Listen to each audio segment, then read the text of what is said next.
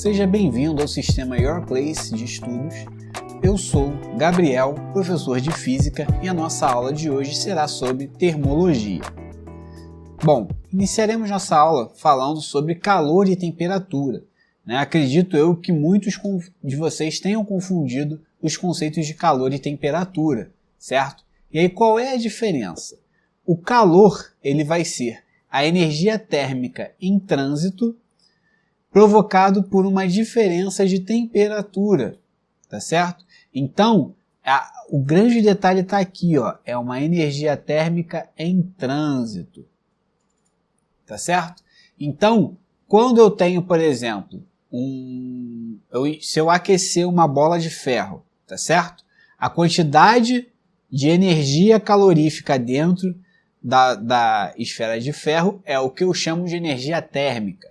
O calor é a energia térmica que está saindo dessa esfera e indo para o ar ao redor dela, por exemplo. Tá certo? Então o calor vai ser sempre essa energia térmica em transição, se deslocando. Tá? Como a gente pode observar aqui na nossa figurinha da esquerda, ó, o calor está saindo do corpo A para o corpo B. Tá certo? Enquanto que a temperatura ela vai ser o grau de agitação das moléculas de um corpo, tá certo? Então, quanto maior a minha temperatura, tá? Se eu conseguir botar um microscópio ali nas moléculas do corpo, eu vou ver todas elas vibrando, agitadas, tá certo? Então, a temperatura ela vai indicar esse grau de agitação. Então, essa é a diferença entre calor e temperatura. Calor é energia térmica em movimento, enquanto que temperatura é grau de agitação das moléculas. Então, vamos aqui para a nossa figura, ó. Eu tenho o corpo A com uma temperatura maior e um corpo B com a temperatura menor. Isso indica que no corpo A, o grau de agitação das moléculas é mais alto do que em B. E o que vai ocorrer se a gente for olhar ali microscopicamente? A gente vai ver o que está acontecendo aqui na figura da direita. Ó. A gente tem uma chama aqui, né, nessa pontinha, a gente tem a chama, certo? E ela está aquecendo a barra. Quanto mais próximo da chama, mais agitada a molécula vai estar. Ó. A gente vê que aqui inicialmente ela está muito agitada, depois mais para o meio da barra ela está só agitada, enquanto que na ponta ela está pouco agitada, tá certo? Porque esse canto aqui esquerdo é onde eu tenho a maior temperatura. E aí ela, conforme as moléculas vão se mexendo, né, vão se agitando, elas vão colidindo, né, vão batendo umas com as outras. Então, ó, se essa aqui estava se mexendo demais e essa aqui está mais paradona, quando ela bate, ó, ela começa a transferir energia e essa fica mais agitada e isso vai ocorrendo ao redor de toda a barra, certo? Bom, com esses conceitos bem definidos, né, a gente precisa falar sobre as escalas termométricas. O que acontece? O calor ele vai ser dado em unidade de energia que a gente chama de joule, enquanto que a temperatura ela vai ser dada de acordo com uma escala termométrica, tá certo? Aqui no Brasil nós trabalhamos muito com a escala Celsius, né? Então quando você pega um termômetro, né, aqueles termômetros de farmácia, e a gente quer aferir a nossa temperatura, a gente vai, bota ele, né, normalmente debaixo da axila, e espera dar um tempo para o nosso corpo transferir calor para o termômetro. Aí vê lá, deu 37 graus e meio, está com um pouquinho de febre, deu 40 graus, está com muita febre. Mas o que quer dizer esse 40 graus? 40 graus Celsius. Então, na escala Celsius, você está com uma temperatura elevada para o corpo humano, tá certo? Agora, se a gente for, por exemplo, para os Estados Unidos, você não vai ter um termômetro lá, se você pegar um termômetro lá e botar debaixo do braço, ele não vai acusar uma temperatura de 40 graus Celsius. Ele vai acusar uma temperatura em graus Fahrenheit. Tá certo? Que aí vai dar uma temperatura lá completamente diferente.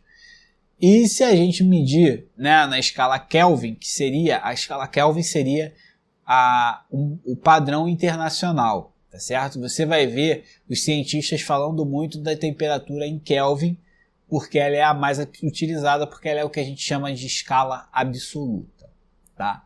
Então, como é que a gente vai fazer a relação entre essas três escalas? Se eu olhar aqui para a minha escala Celsius, eu vou ver que a menor temperatura dela, né, é 0 graus Celsius, que é a temperatura de um gelo, tá certo? Se eu enfiar um termômetro num cubo de gelo, eu vou ver que ele tem 0 graus Celsius de temperatura. E a temperatura, né, mais elevada aqui no caso é de 100 graus Celsius, que seria a temperatura da água fervendo, tá certo? Ah, Gabriel, então quer dizer que na escala Celsius a minha temperatura só vai de 0 a 100? Não, você tem temperaturas muito maiores do que 100 graus Celsius, certo? Aqui a gente colocou de 0 e 100 para poder relacionar com a escala Fahrenheit e com a escala Kelvin. Já na escala Fahrenheit, o que acontece? Se eu for colocar o termômetro no gelo, ele vai acusar o quê? 32 graus Fahrenheit e não vai acusar 0 graus como era no Celsius. Ao mesmo tempo, se eu botar na água fervendo, ele vai acusar 212 graus Fahrenheit, tá certo? Já na escala Kelvin, se eu botar o termômetro no gelo, ele vai acusar que é 273 Kelvin. Enquanto que na temperatura mais elevada, ele vai dizer que é 373 Kelvin, né, da água em ebulição, da água fervendo. Bom, mas professor, olha só, para que eu vou usar a minha escala em Fahrenheit? Para que eu vou usar a minha escala em Kelvin? Porque eu não uso tudo em Celsius, né?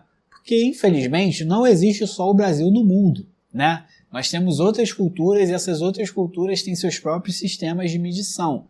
A escala Fahrenheit, ela vem do sistema, né, americano, que quando ela foi feita, né, foi o rapaz pegou lá e mediu a temperatura, né, mais quente que a esposa dele atingiu com a febre mais alta e mediu lá 212, né, enquanto que a temperatura da água ele já estabeleceu como o 32. Entendeu? Então é uma escala diferente da nossa, mas que é utilizada e a gente precisa aprender. Enquanto a escala Kelvin segue o mesmo princípio. Ela é muito utilizada pela ciência. Por quê? Porque a escala Kelvin ela não tem temperatura negativa. A menor temperatura possível é o 0, que é o que a gente chama de zero absoluto. Galera que assiste Cavaleiros do Zodíaco já deve ter ouvido falar do zero absoluto, né? Que é o quê?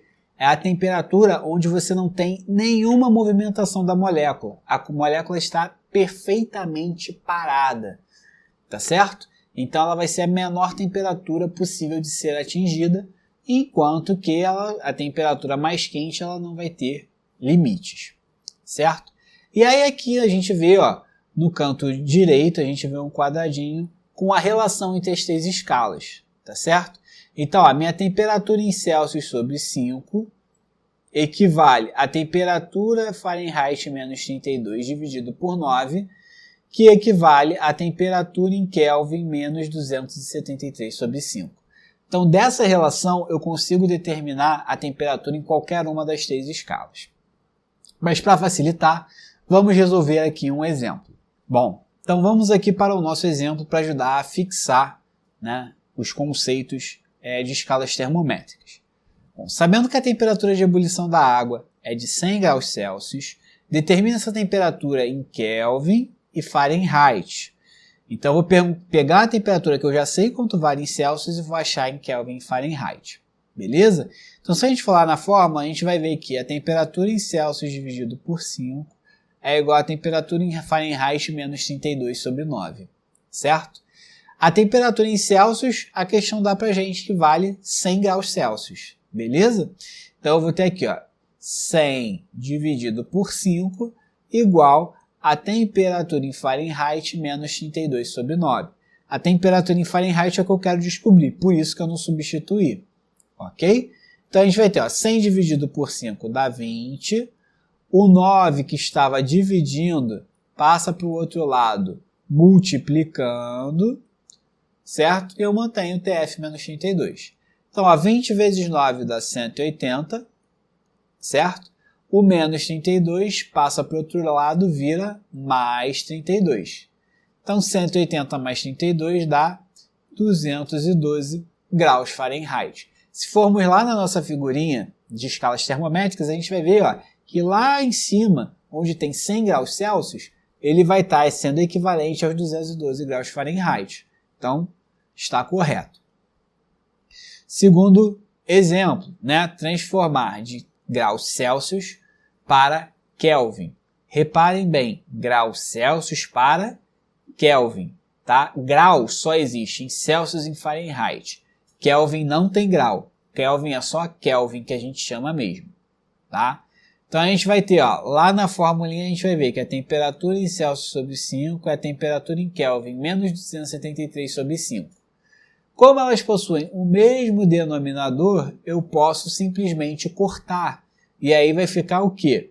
Fica temperatura em Celsius, que é 100, ela vai ser igual a temperatura em Kelvin menos 273. Então esse menos 273 passa para o outro lado, vai virar mais 273.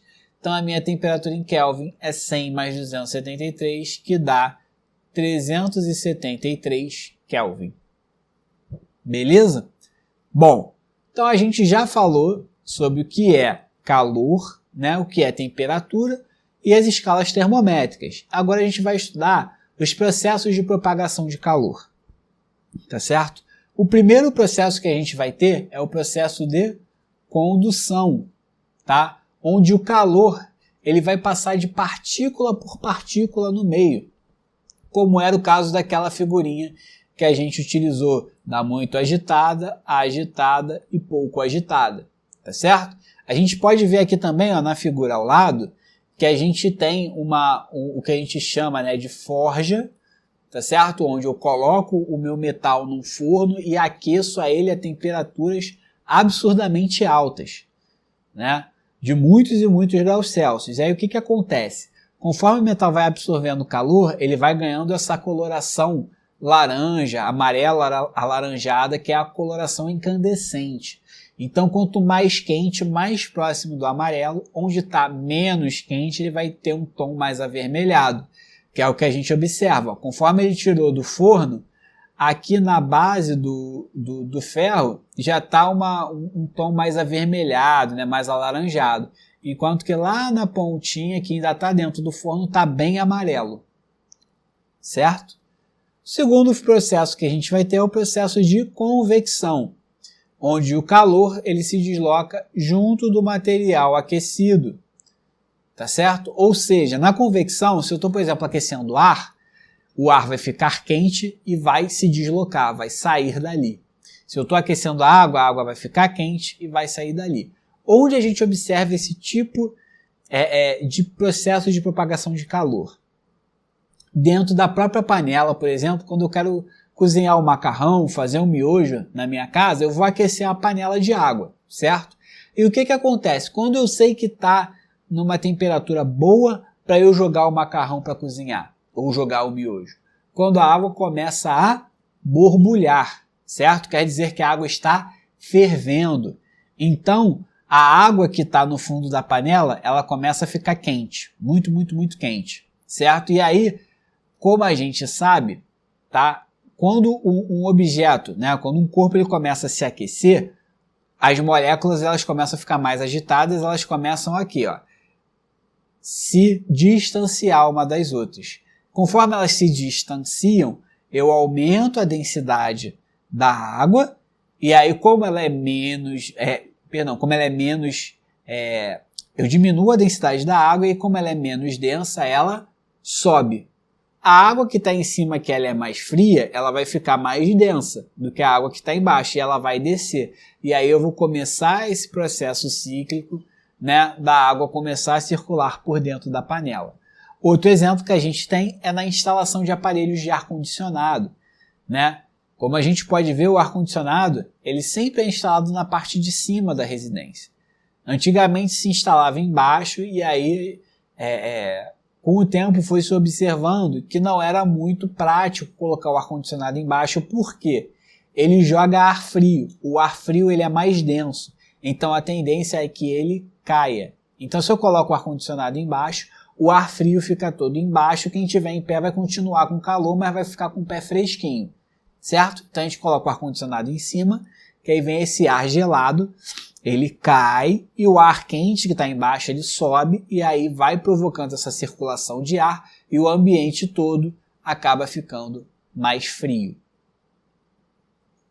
E por último, mas não menos importante, nós temos o processo de propagação por irradiação ou radiação, né? Tanto faz, onde a energia se desloca por meio de ondas eletromagnéticas, tá certo? Ou raios infravermelhos, tá certo? Onde que a gente vai ver, né, esse processo de propagação de calor por irradiação? Basta olharmos para o céu. A partir do momento que a gente olha para o céu, a gente observa o Sol e nós já estamos vendo um corpo que irradia calor, certo? Se por acaso no espaço nós não tivéssemos o vácuo e tivéssemos, né, uma massa de ar entre o Sol e a Terra, chegaria, né, calor por convecção.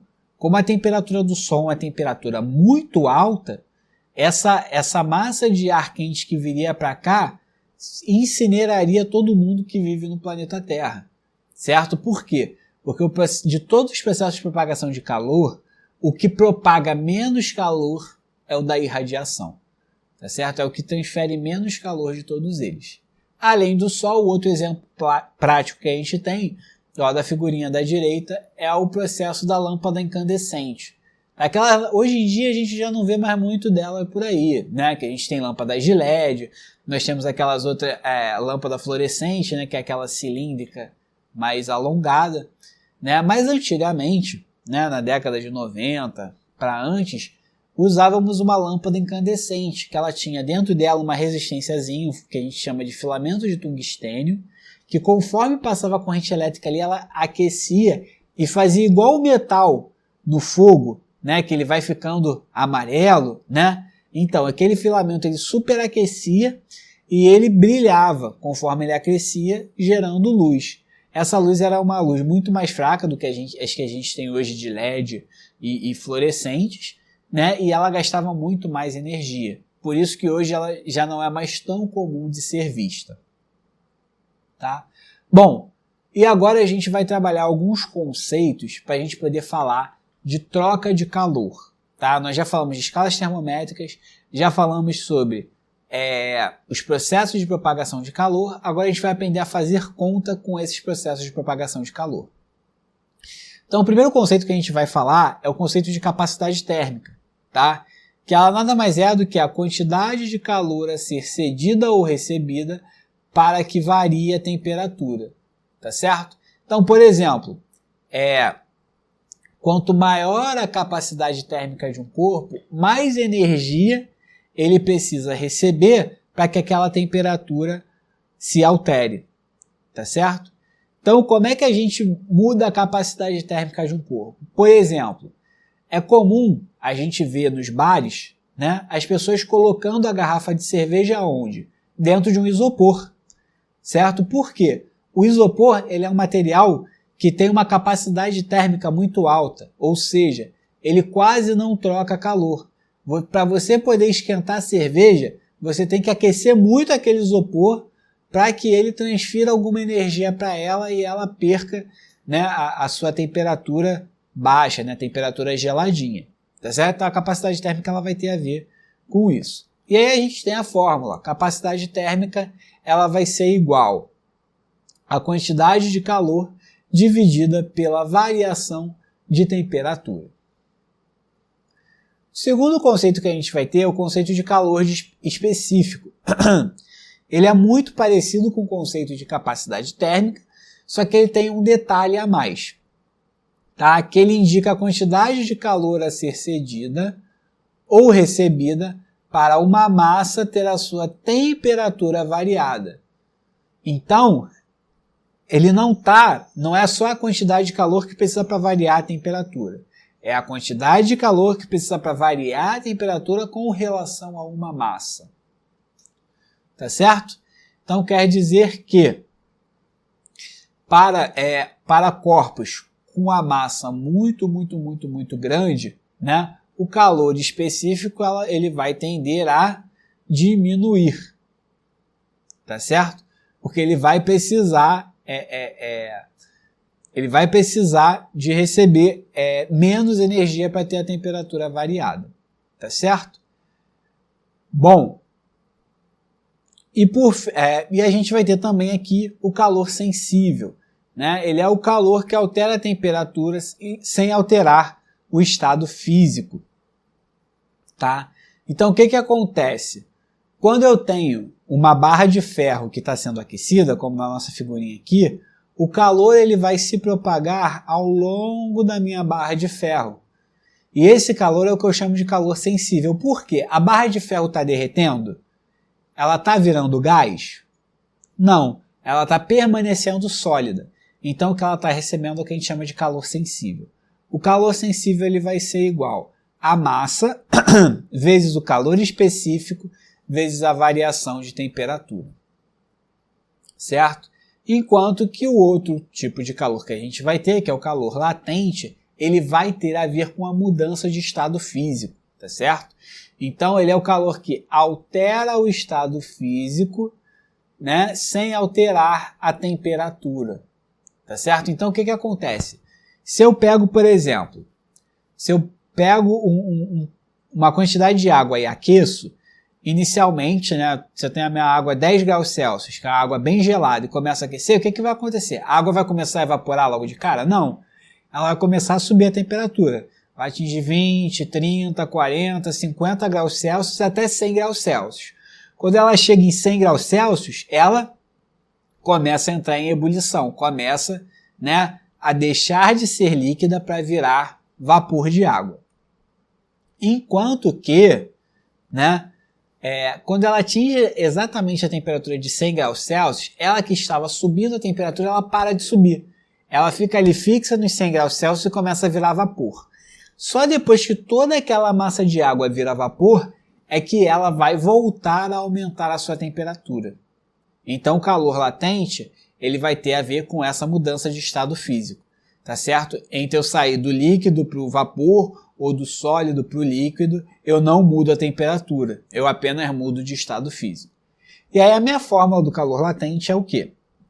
O calor latente é igual a massa vezes o calor latente de mudança de fase. Tá certo? Então, basicamente a gente substituir os valores na fórmula.